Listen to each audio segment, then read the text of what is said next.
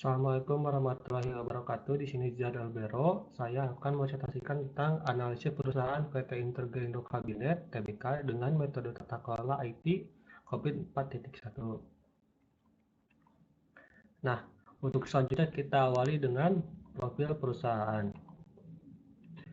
PT Integra Indo Kabinet (TBK) berdiri pada tahun 1989, berawal sebagai perusahaan manufaktur untuk produk sederhana yang berbahan dasar kayu.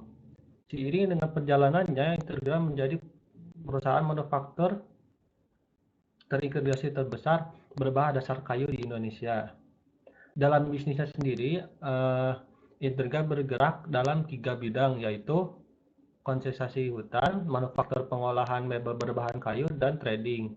Melalui 7 anak perusahaannya, yaitu manufaktur Interframe, Intertera Indonesia, Interkayu, dan yang tadinya Integria Dekorindo, dan konsensi hutannya yaitu Narakarimba dan Belayan River Timber.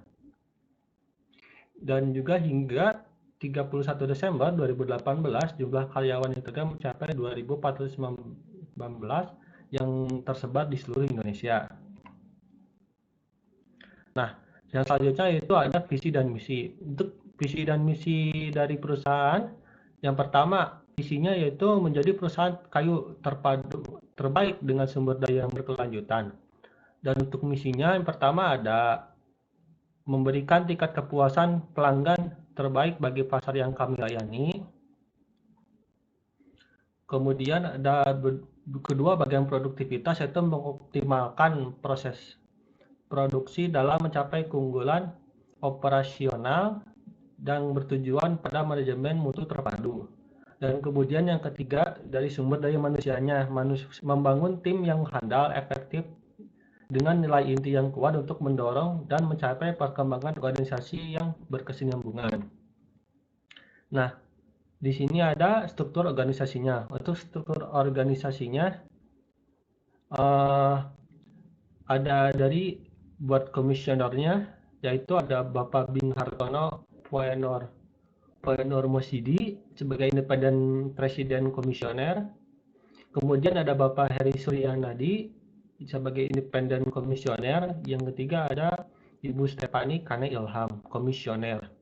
Dan untuk deretan stafnya ke bawah yaitu ada audit komite dari Bapak Halim Rusli, presiden direktur, internal audit, corporate secretary, dan juga ada Ibu Sajani Chandra sebagai operator direktur, Wijaya Karli, Bapak Wijaya Karli sebagai direktur marketing, dan Bapak Wang Sutrisno, direktur dari finance. Maaf bila ada salah penyebutan kata. Kemudian selanjutnya kita memasuki dari media sosialnya. Untuk media sosial dari PT Integra ada website. Di website sendiri merupakan platform online yang menyediakan informasi tentang profil perusahaan. Selain profil perusahaan, di website juga terdapat kontak, produksi, dan juga yang lainnya. Dan di website-nya pun terdapat profil dari anak-anak perusahaannya itu. Pengunjung bisa mengetahui apa saja anak perusahaan dari PT Integra dan mengetahui di bidang apa mereka bergerak dengan melihat profil anak perusahaannya. Yang kedua ada Instagram. Instagram PT Integra Indo Kabinet merupakan akun media sosial yang memberikan informasi seputar kegiatan yang akan atau telah dilakukan oleh perusahaan, dan juga ada beberapa seperti info kontak, produk, dan info dan bagian karir, yaitu untuk info lowongan pekerjaan yang sedang dibuka oleh perusahaan. Dan yang selanjutnya untuk kondisi teknologi informasi saat ini.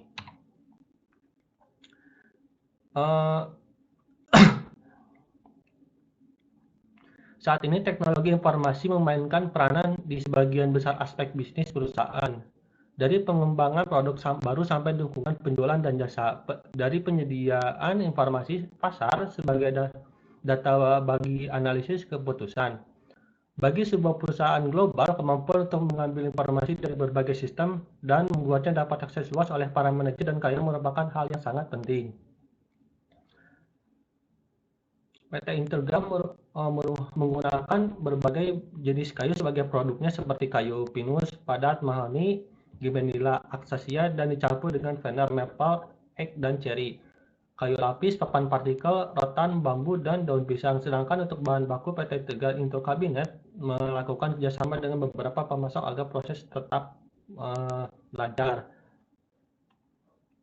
Dalam tata kelolanya, seperti di judul, saya menggunakan COVID 4.1. COVID 4.1 sendiri membagi proses pengelolaan teknologi informasi menjadi 4 domain utama dengan total 34 proses teknologi informasi.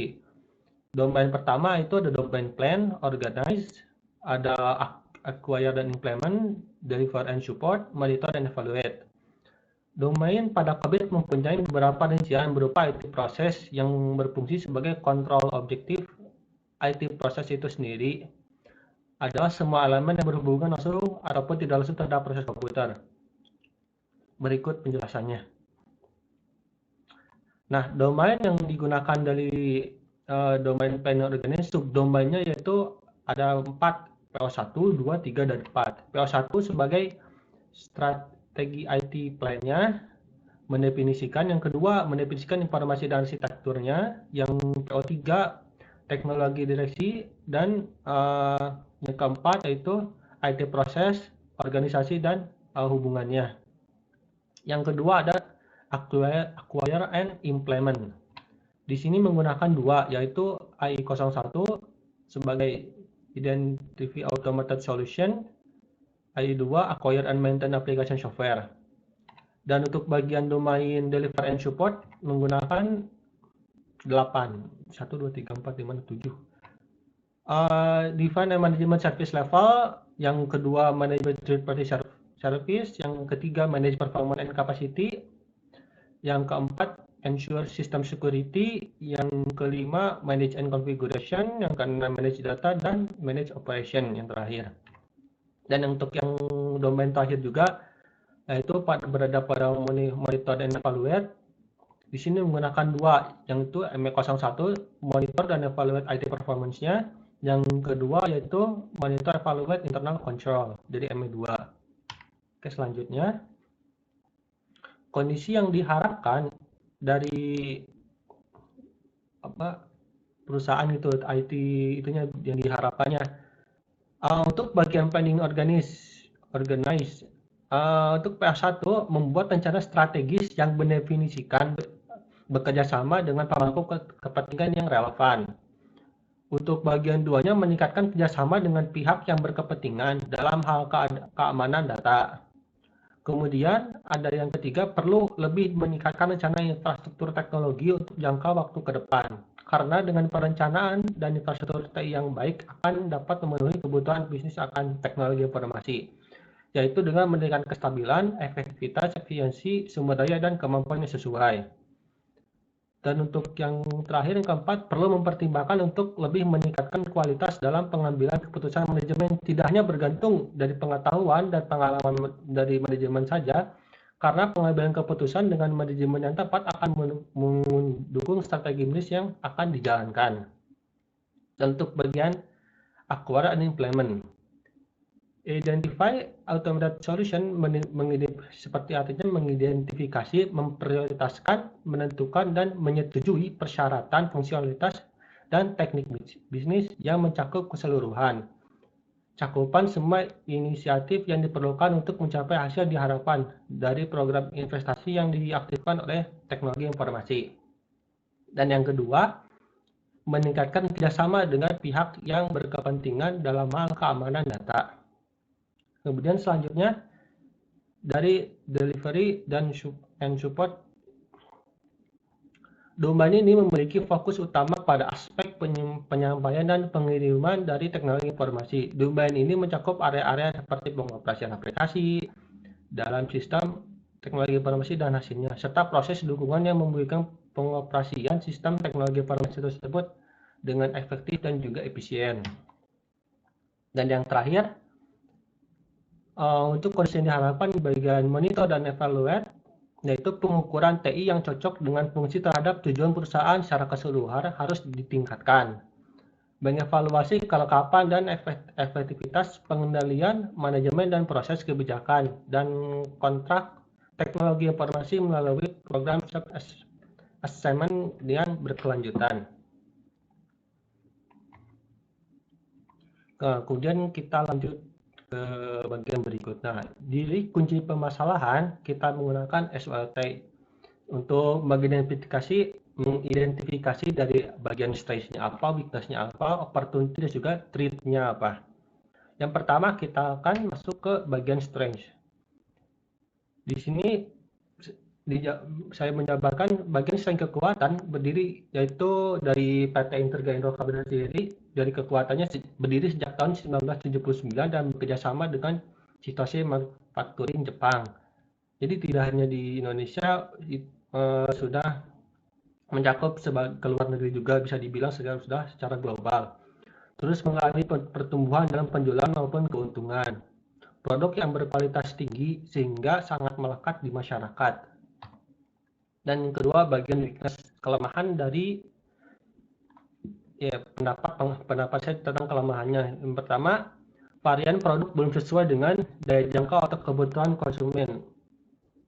Lebih untuk kalangan atas dan tidak terlalu bisa dipakai secara umum.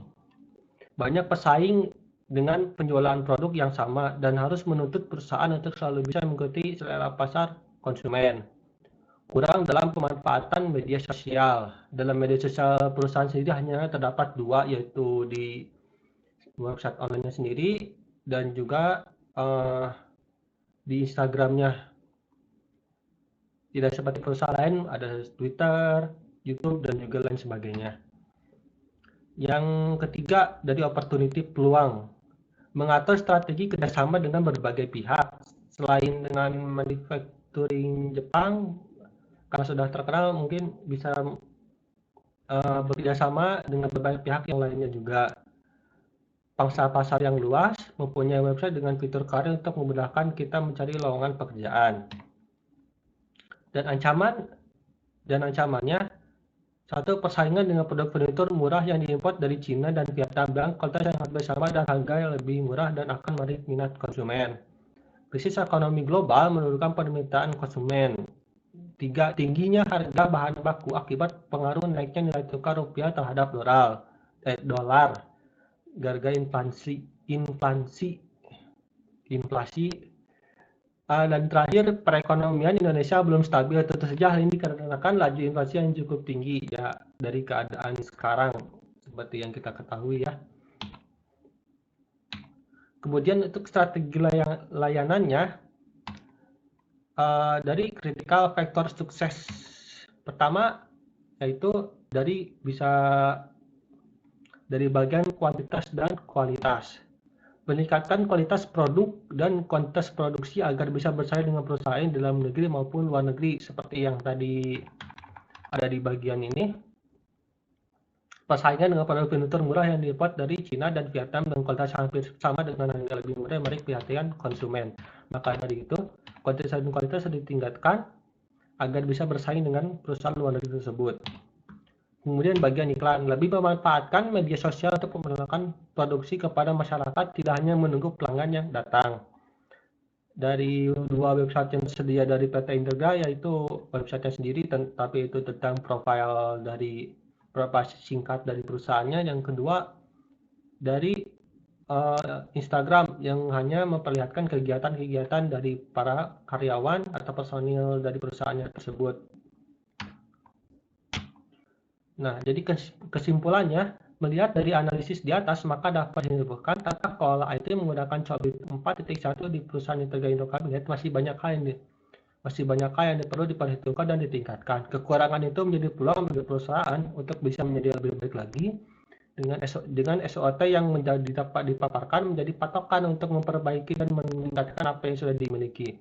Dan juga tata kelola yang telah dipaparkan juga menjadi patokan untuk meningkatkan penggunaan IT di perusahaan.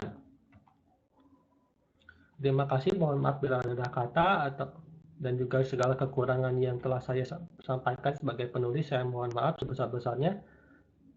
Terima kasih. Assalamualaikum warahmatullahi wabarakatuh.